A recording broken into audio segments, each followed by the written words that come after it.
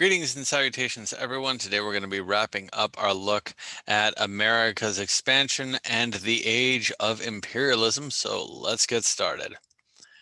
Initially, the United States had really little interest in Europe, and this is a throughout the 19th century kind of statement. Um, Europe was far away. It represented the place of the indignities suffered through the revolution, the wars, and largely speaking, the United States had always been more interested in Latin America than in than Europe, and they were more interested in what they could do with East Asia as well. We really were invulnerable to European expansion powers because of the Atlantic, so we felt we were in a good place. Darwinism says that over time, species adapt to thrive in a environment. Social Darwinism says that those who can reach the top of the social pyramid and become millionaire, billionaire do so. These ideas were also applied to that of manifest destiny, that nations should expand. Fisk said that democracy was the most fit government system that had ever existed and therefore should spread throughout the world. Josiah Strong would use racial and religious allegories to also justify America's expansion. Now, us expanding as a nation was not just an overnight, hey, let's go conquer that land over there. Like one of the big things that Thayer Mann said we needed was a modern navy, which the United States sorely lacked. The transition from ships that were made of wood, powered by the wind, to ships made out of iron, powered by steam, was a long one. More than half the Navy had to be scrapped because they were just obsolete in the world conflict following the 1880s. And our armed forces was not exactly the largest, most powerful force during this time either. There was only about 25,000 enlisted personnel in all branches of the armed forces. There was a bunch of different approaches to how the United States would expand, and our big early interests lay in the Pacific. In the 1850s, Commodore Matthew Perry was sent to Japan to open up trade. That was his goal. And he does so showing up to capital of harbor with a fleet of warships. And the Japanese had not industrialized with the rest of the world through either the first or second industrial revolution. So Japan kind of sees that if they don't open their ports right then and there, their capital is about to be destroyed. And voila, Japan opens up and trade begins. We also see during this time the American interest in Hawaii. And interest in Hawaii had been growing really since the late 18th century. So now that we're at the end of the 19th century, it had really grown rather palpable. Missionaries had moved to the island, had taken advantage of the hospitality of native persons, as well as installing themselves as planter class, and the same type of planter class that we would see in the plantation areas. We don't see the same type of slavery, but we do see that the United States is able to produce tons of resources on the islands and ship it back to the mainland for huge profits. And in 1887, the United States obtains the right to establish a naval base at Pearl Harbor in what's commonly referred to as the Bayonet Treaty, where King Kamehameha II was, well, the United States envoys brought forth a contingent of Marines who went to the king under gunpoint and forced him to sign a new constitution that allowed the United States to build a new naval base, also stripped power away from the indigenous people. And yeah, that, as you can imagine, did not exactly go super well. Um, when Cleveland hears about the, or when McKinley hears about this, President McKinley, he tries to say, hey, this isn't right, this isn't good, this isn't fair, um, and remove the American forces. However, that doesn't last very long. When we see the King Kamehameha II's eldest sister tries to retake the throne, she was arrested. And this was the end of the monarchy in Hawaii.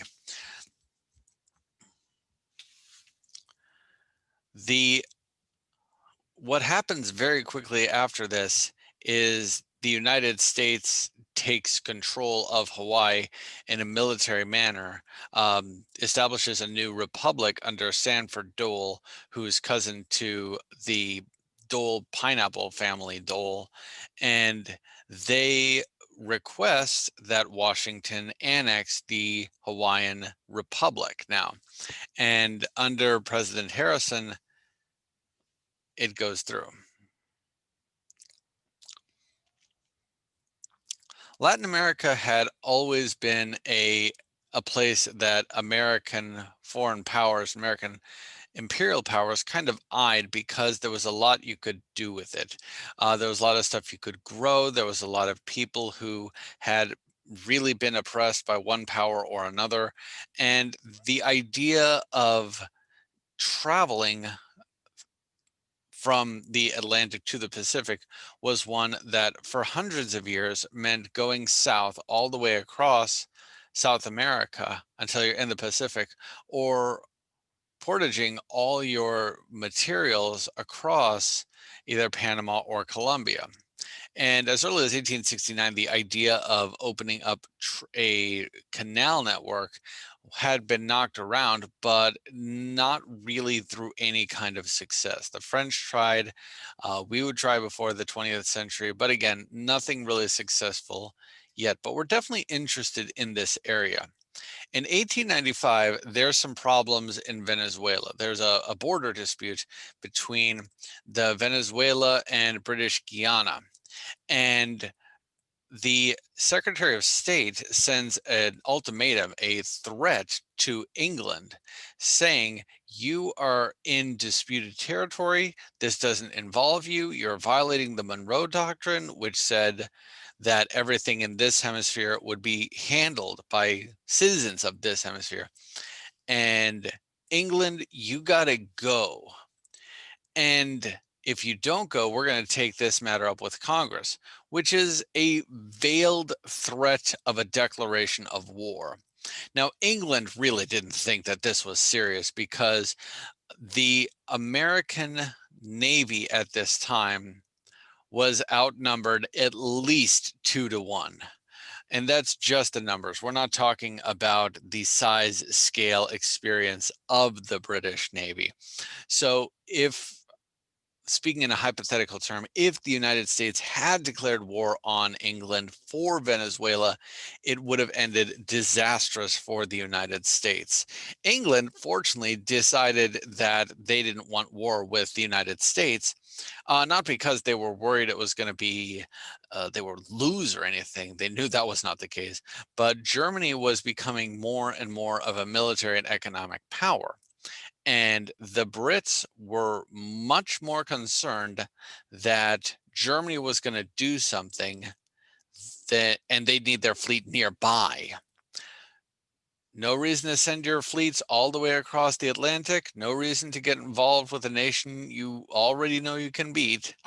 So England agreed to vacate the territory.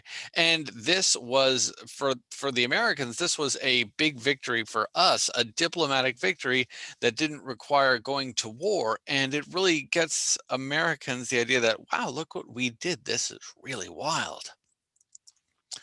A year later, Cuba's problems are really, really bad. Cuba had been a Spanish colony for quite some time, and it had been a very profitable colony for Spain. And as the 19th century has ended, Spain has lost virtually all of their colonial holdings within the Americas. They used to control almost a quarter of all the land in the Americas. Now they're down to a couple small islands in the West Indies.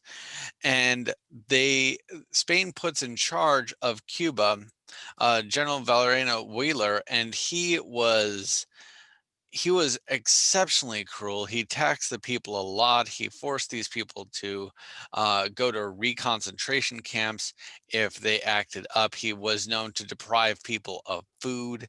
And he did this hoping to break the Cuban resistance to Spanish rule. In actuality, it just made the Cubans more willing to fight the Spanish rule. And sympathy really goes behind the Cubans really quickly. These are people fighting for democracy. They're fighting for liberty. They're fighting for all the stuff that Americans had fought for. They are calling for an inalienable rights to be supported. And a lot of different groups in the United States support the Cuban rebels. We see that the newspaper magnates, William Randolph Hearst, he creates this movement called yellow journalism. This guy's newspapers were read by 1 out of every 3 people in the world. So when he prints stories about the brutalities in Cuba, the atrocities that are going on, it's really getting people fired up. Infamously, he's also had the phrase, if you give me a picture, I'll give you a war.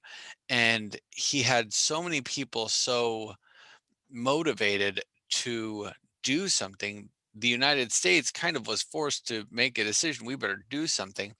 They send the USS Maine down to Cuba. Now, this was in Havana Harbor. The Maine was a warship. It was just one ship. It was meant to send a message, the same kind of message we had sent to England 3 years earlier. Hey, we know what you're doing. We're not a fan. On the 15th of February, the ship blows up, kills almost everybody on the ship, and the public had been whipped into such a frenzy about the atrocities going on in Cuba. They think, oh my God, Spain's finally lost it. They've blown up an American warship. And it doesn't take too long before a declaration of war is put forward. And it is drafted to deal with both Cuba and the larger Spanish threat. When we went to war with Spain, the Spanish-American War wasn't just the United States versus Spain, and we go to Spain and we fight Spain. We're fighting them and their colonial holdings. And yeah, Cuba is 90 miles off the coast of Florida, but there were other places we were also fighting too. One of the first places that we see people really start the real fighting start is in the Philippines. This was Spain's largest imperial holdings, and the Filipinos had been fighting Spain for years, like decades. So we believed this would be a good place to get started, since there was already a burgeoning revolutionary force, and taking the Philippines from Spain would be a bigger hit to Spain. When Dewey, Admiral of the Pacific Fleet, gets to the Philippine Islands, he has this moment of fantastical luck. May 1st, 1898, the entire Spanish fleet is in dock in Manila Harbor, but almost no one is aboard. So he sinks the entire Spanish fleet while it's docked. And over the course of the next couple of months, The Navy and Marines here are going to capture Manila and move on to the rest of the Philippine Islands. Cuba, the fighting is just as swift. The big thing that we see with the fighting in Cuba was the rise of Colonel Theodore Roosevelt. Now, Roosevelt at this time was Secretary of the Navy.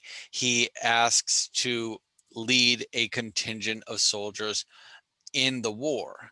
He's made colonel of the 1st Voluntary Regiment, Cavalry Regiment, which becomes known as the Rough Riders. They have tremendous success and infamously go on to decisively win the war. And the Spanish-American War is sometimes referred to as the Splendid Little War because it starts in April and by August it's over.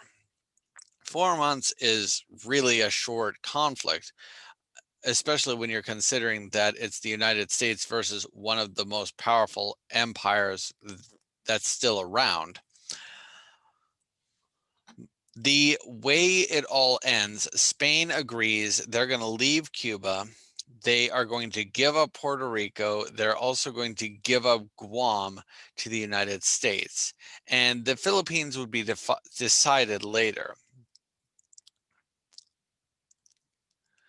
The question about what the Philippines were going to do was ultimately decided to be left up for a election. The Filipino people would elect their own new government in 1900, and from 1898 to 1900, the Philippine Islands would be under the protectorate of the United States.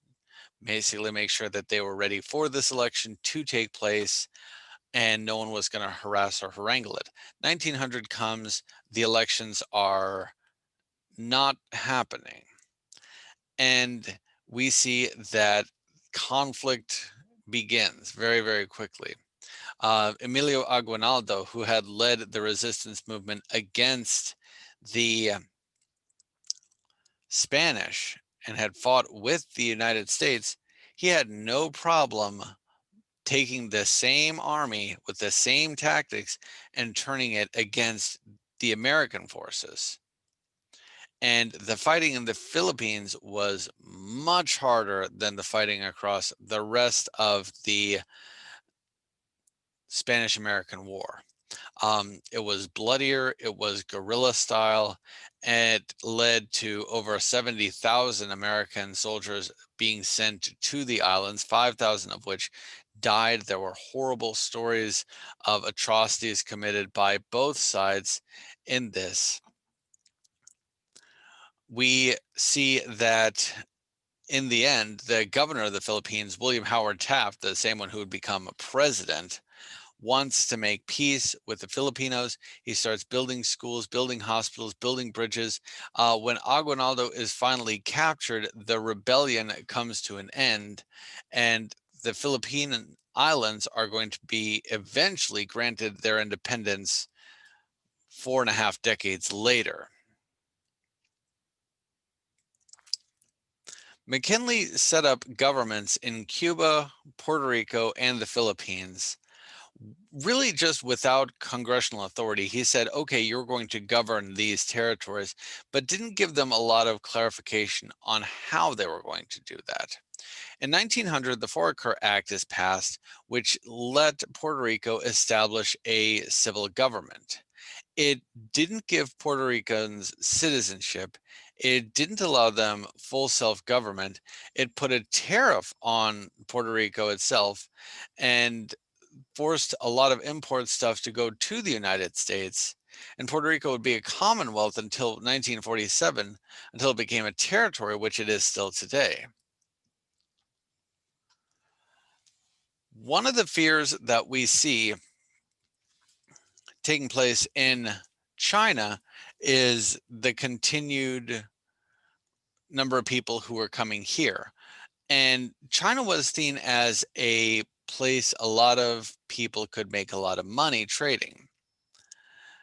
After China had been pretty soundly defeated a couple of times in the end of the 19th century, the open door policy is created. And this is a policy that said anyone could trade with China no matter what. And the United States had been an interest in trading with Asia for a long time.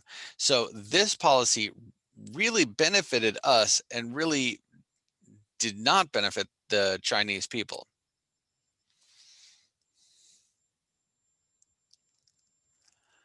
We're going to talk about the Panama Canal a little more next time. This slide really wasn't supposed to be here. Basically, the idea is that the building of the Panama Canal was the kind of thing that took a long period of time, cost millions of dollars. The United States would own and control it for a while.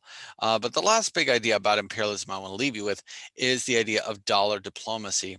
And this was drawn up by Taft, who said, hey, we don't necessarily need to send armies here. We can control other areas with just cash. The State Department starts engaging in financing trains across Manchuria, which is northern China. And the idea was if we did a lot of building in this part of the world, then the return on the investment would be even better. Unfortunately, this plan only worked if the returns were happening.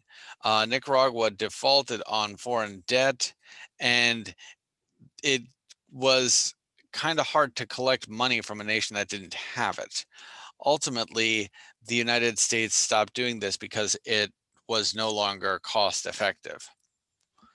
Okay, today we took a look at the rise of American imperialism, what that looked like, what that led to, and kind of some of the impacts of it. Some of these things you're probably noticing, hey, this is going to lead to problems later. And oh my, dear friends, you are very correct. So, hope you learned something today, and I'll see you next time.